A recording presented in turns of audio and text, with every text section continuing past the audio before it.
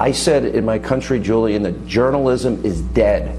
I said it in 2008 because I was investigating Barack Obama and his backgrounds and his associations and his career and his lack of knowledge and his radical belief system. And everybody in the media ignored a lot of it. So my question to you then is, now knowing what WikiLeaks revealed about the Podesta emails, on Clinton corruption, on pay-to-play, on Bernie Sanders being cheated, all of this is revealed. Not a lot of it was covered. So what does that say to the American people about media coverage in America? Dishonest?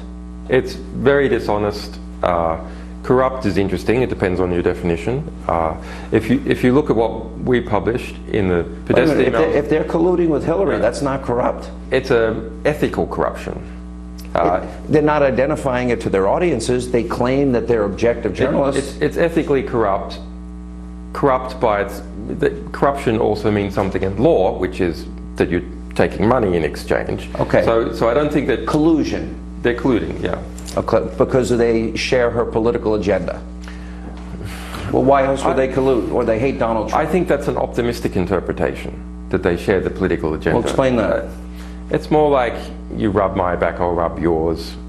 I'll give you, I'll give you information. You'll come to my, I'll invite you to my child's christening or our next big party, or do you know what I mean? We go to school or a state together. dinner. Yeah. So I think it's more, sadly, I think it's along those lines. But I look at this list of what WikiLeaks exposed for... Can I just go back to this media question? What is the line now in the New York Times, MSNBC? Okay. The line is that WikiLeaks changed the result of the election. Okay. And as editor of WikiLeaks, we're quite happy to have the credit for exposing the corruption and behavior that was occurring in that Clinton team, and the DNC fixing things in relation to Bernie Sanders. We're quite happy to accept that. Was that your motivation?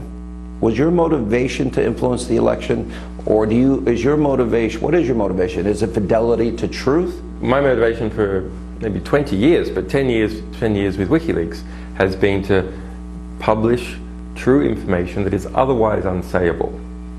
So we're not in competition, if you like. You have no political agenda. That is a political agenda. We have expose the government corruption? It's not a party political agenda. It's a philosophical agenda.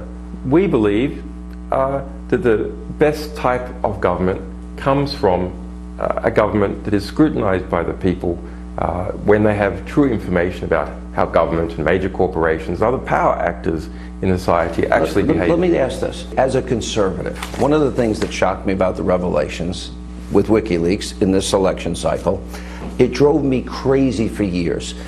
The narrative that would be used by the Democrats about conservatives like myself as Republicans are racist, that they're sexist, that they're homophobic, that they're misogynistic, Islamophobic, xenophobic, all those lines are used. And what was fascinating, and not many people wanted to pay attention to it, and I think that's because of the media collusion, is they were exposed as using racial language, being anti-Semitic, homophobic, which led to, on the eve of the Democratic convention, Debbie Wasserman Schultz being fired. That to me was the type of thing that you sort of like open a window and things are not often the way they appear. Is this now a new reality going forward in terms of, if the media is not going to do their job, there are going to be more WikiLeaks in the future? Well, I certainly hope so. And